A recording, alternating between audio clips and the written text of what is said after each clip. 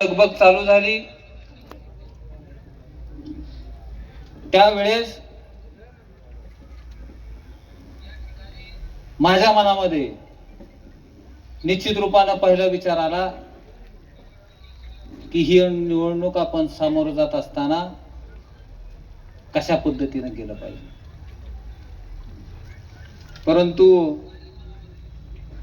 ज्या पद्धतीनं आदरणीय तात्यांचं, ठाकूर साहेबाचं, सद्दीवाल साहेबाचं आणि राहुल भाईचं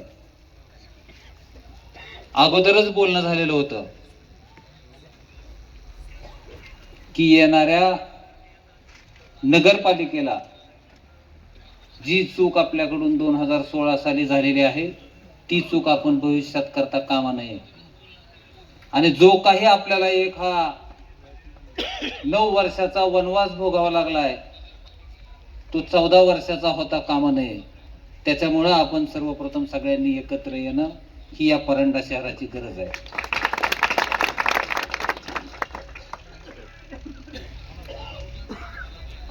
विरोधकांनी भरपूर आरोप केले की ह्यांना उमेदवार मिळाला म्हणजे उमेदवार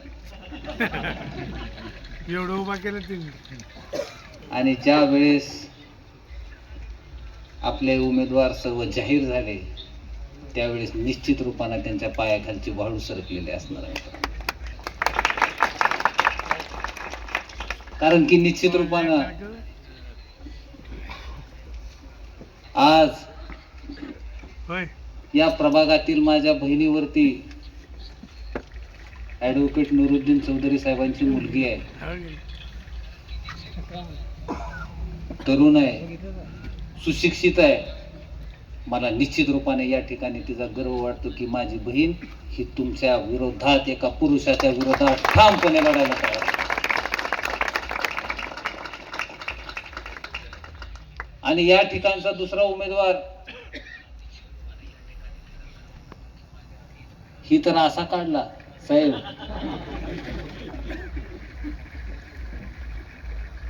पलीकडच्या उमेदवाराला 3-3 सलाईन लावावं लागले उमेदवार काढला.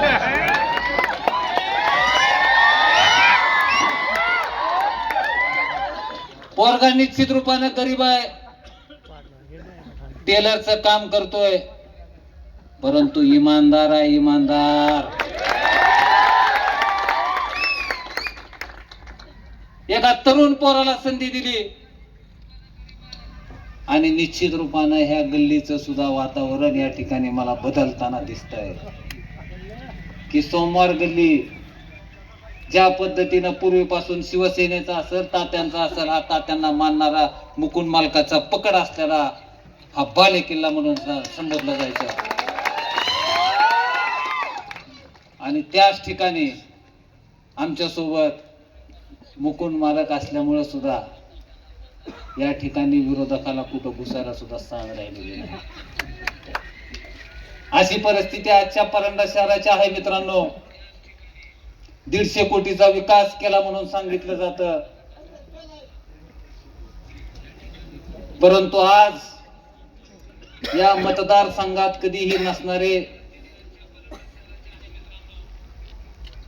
पुण्याचे रहिवासी असणारे आमदार या ठिकाणी आले असता माझी त्यांना एक कळकळीची विनंती राहिली असती की ज्या वेळेस तुम्ही दुसऱ्यांदा येताल त्यावेळेस फक्त आम्हाला याच्या अगोदर सांगा. निश्चित रूपानं आम्ही तुमच्या रॅलीचं स्वागत करायला स्टँडवरती थांबू आणि तुमची ज्यावेळेस पदयात्रा चालू होईल त्यावेळेस तुमच्या पुढे 2 इष्ट्या चालवू आणि त्या ठिकाणी तुम्ही त्यावेळेस तिथून चलून दाखवा. आम्ही निश्चित रूपाने आल्यानंतर तुमच्या कपाळावर विकास हा शब्द गोंदल्याशिवाय राहणार नाही. कारण की त्या पद्धतीचा विकास या परंडा शहरामध्ये चाललेला आहे. कारण की सोपं नाही, 150 कोटीचा विकास सहन करणं ही तरी काय सोपी गोष्ट आहे. आज घराच्या बाहेर पडलं तरी विकास दिसतोय. हे आमचा विकास गायकवाड नाही बरं का, ते आमच्या घरासमोर एक विकास राहतात तुम्ही म्हणता ती 150 कोटीचा दिसतोय. ती विकास म्हणते मी माझ्या पोराचं नाव ठेवू कर 150 कोटी म्हणलं का, ती कमीत कमी म्हणते तरी 150 कोटीचा विकास आहे म्हणलं.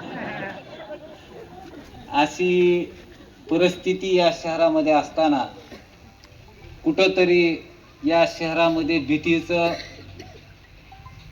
दहशतीचं वातावरण आहे.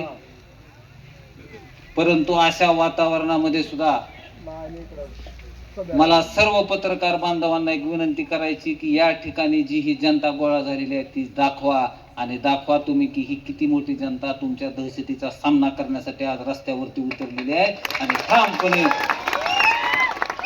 आणि ठामपणे जनशक्ती नगर विकास आघाडीच्या सर्व उमेदवाराच्या पाठीमागे या परांडा शहरातील जनता आहे.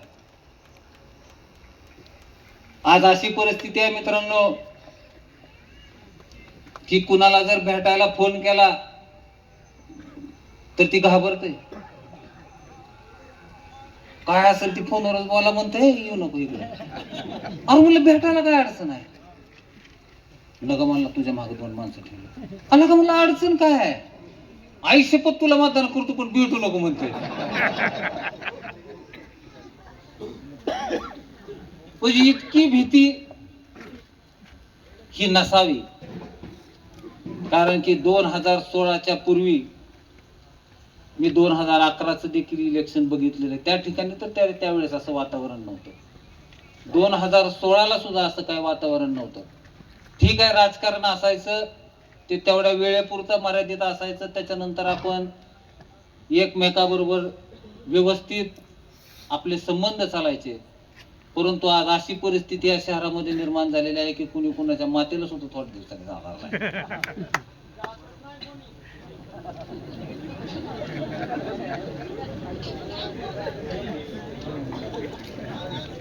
आणि या ठिकाणी आपण निश्चित रूपानं येत्या 2 तारखेला ज्यावेळेस आपल्याला मतदान करायचंय त्यावेळेस निश्चित रूपानं तुमच्या मनामध्ये एक विचार आला पाहिजे की आपण हे परंडा शहर बदल घडवण्यासाठी आपलं एक अमूल्य मत असणार आहे. आपलं एक मत हे सर्व परंडा शहरातील माझ्या माता भगिनींना सुरक्षित वाटावं ह्या पद्धतीचं परंडा शहर आपलं असणार आहे. आणि ह्या शहरातील मातीच्या कणाकणावरती माझं प्रेम आहे. त्याच्यामुळे या शहराला मी कधीही कुठला डंक लागल असं ह्या उमेदवारांच्या वतीनं कुठलंही कृत्य होणार नाही हे मी तुम्हाला या ठिकाणी शब्द देतो.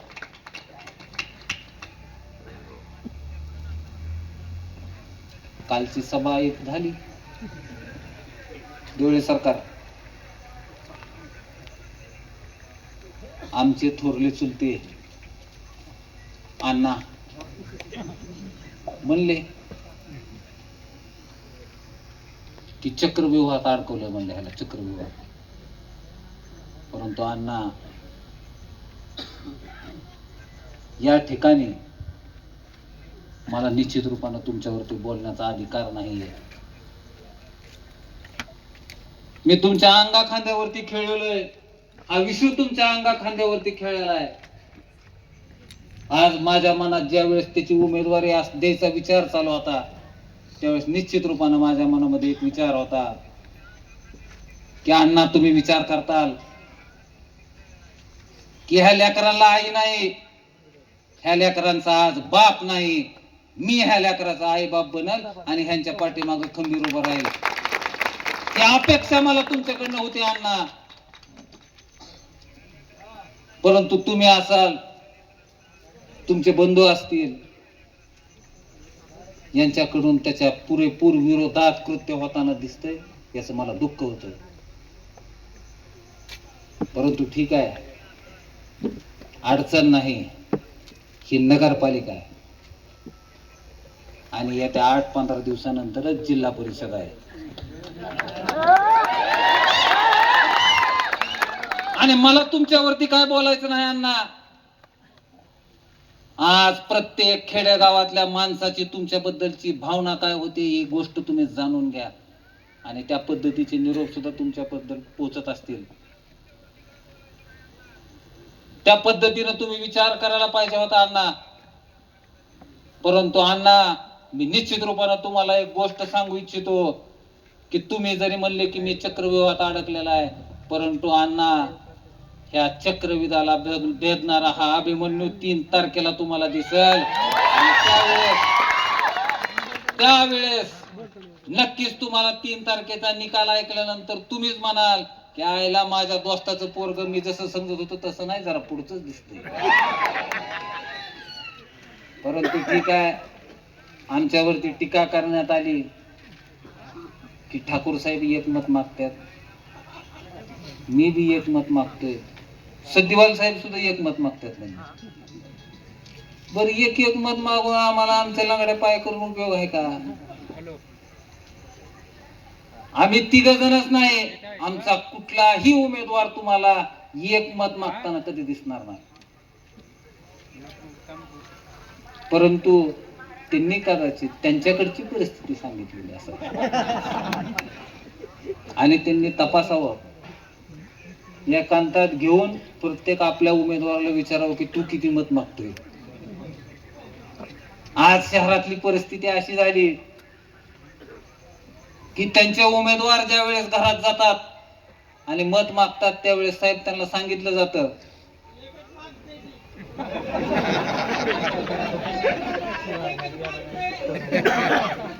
त्यावेळेस ज्या वेळेस त्यांचे उमेदवार तिथं जातात त्यावेळेस त्यांना स्पष्ट शब्दात सांगितलं जातं की आमचं वरचं तर ठरलंय, वरचं आम्हाला तर ठरलंय.